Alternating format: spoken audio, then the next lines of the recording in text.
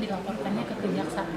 Jadi gini, kan kita mempunyai program besar di BUMN dan tentu kita kerjasama sama KPK tetap kita jalankan seperti misalnya LKHPN, laporan kekayaan negara. Lalu banyak juga konsultasi yang kita lakukan dengan KPK seperti pendampingan dan lain-lain kita tetap lakukan. Nah, memang kebetulan dengan kejaksaan ini waktu itu sejak awal kita punya sepakat program besar reformasi BUMN, di mana tidak hanya kita menindak ya dengan hal-hal yang sudah ada, tapi kita memperbaiki seluruh sistem administrasi. Contoh tadi Garuda, kan kita ngelihat apa? Mereka beli pesawatnya dulu, tapi belum nentuin rute. Nah berarti itu kan sistem administrasi secara menyeluruh yang salah. Dan perbaikan daripada Garuda itu tidak bisa hanya dilihat dari kasus korupsi, tapi kasus juga bagaimana bisnis plan atau strategi daripada secara korporasi itu harus dibenahi secara total. Nah itulah kenapa awalnya juga kan saya sama melaporkan waktu itu Jiwasraya. Nah, jadi konteksnya bukan masalah KPK, kepolisian, kejaksaan, tetapi memang program besarnya dari awal sudah waktu itu menjadi bagian daripada transformasi bersih-bersih BUMN itu bersama kejaksaan. Dan diawali dengan Jiwasraya waktu itu. Lalu habis itu Asabri, nah hari ini Garuda gitu.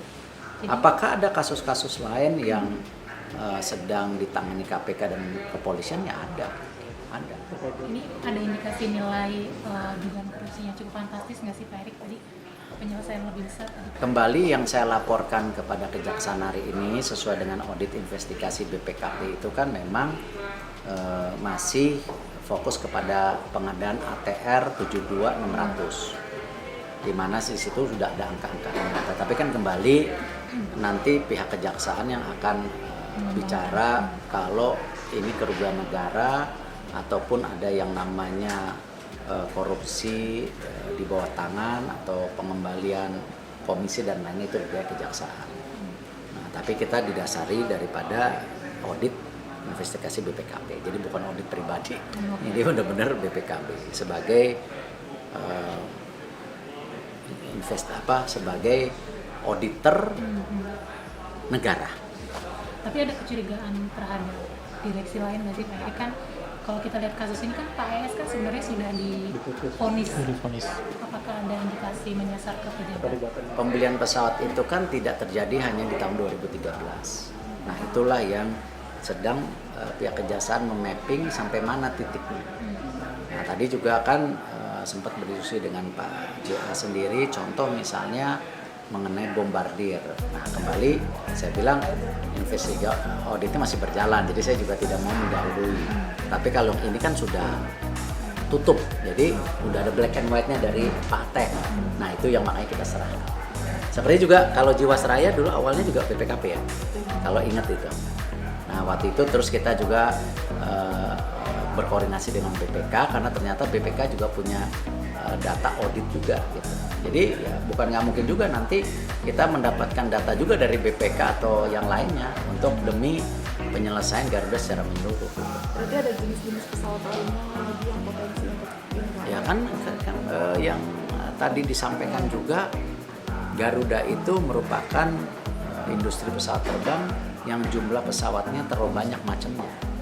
Sedangkan kalau industri pesawat terbang lain, contoh misalnya kayak kita benchmarking dengan Qatar Airways atau dengan Emirates, jenis pesawatnya nggak terlalu banyak. Kalau Garuda itu terlalu banyak. Nah akhirnya apa? Kalau terlalu banyak maintenance-nya jadi sulit. Dan rute penerbangannya pun jadi akhirnya kan tidak dengan menyeluruh bisa tahu titik-titik mana gitu. Ada juga indikasi permainan juga Pak? Kenapa? Ada indikasi dugaan permainan juga karena terlalu banyak jenis pesawat ini. Ya itu yang saya bilang ya indikasi itu pasti ada. Tetapi kan selama itu belum dibuktikan secara hitam putih kita tidak bisa menuduh. Nah kalau ini sudah ada investigasi auditnya, jadi sudah ada black and white-nya.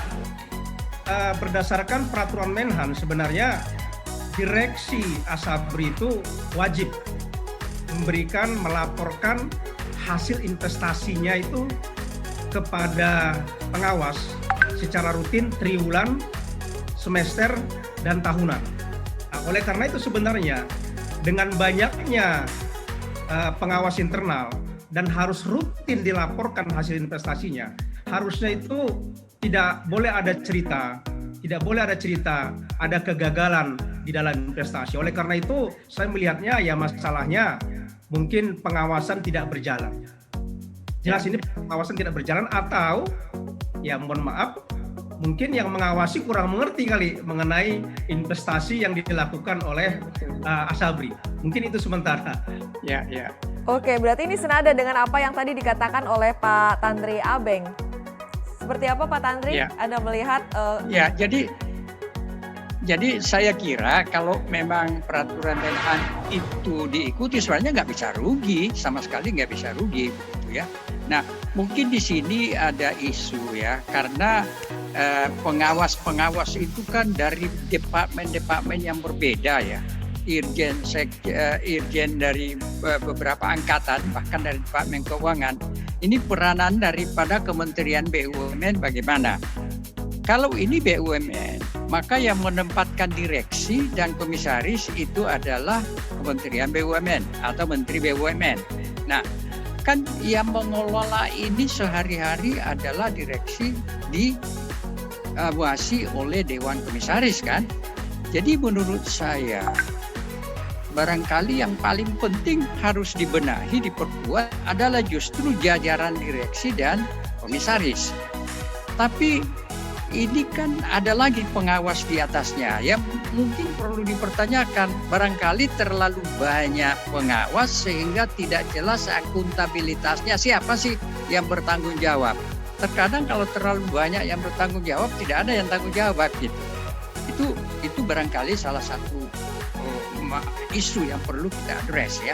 Tapi saya kembali mengatakan, selagi direksi dan komisaris ini tidak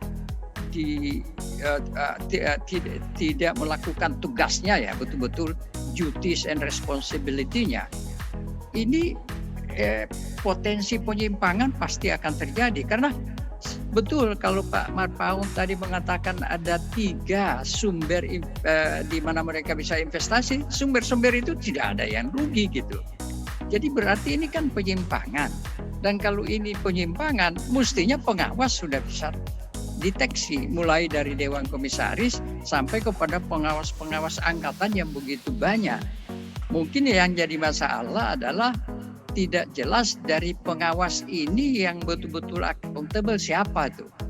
Yang ini mungkin perlu dibenahi, dan bagaimana peranan Kementerian BUMN dengan pengawas-pengawas yang ada di lingkungan Menham. Itu barangkali organisasinya yang perlu juga dibenahi.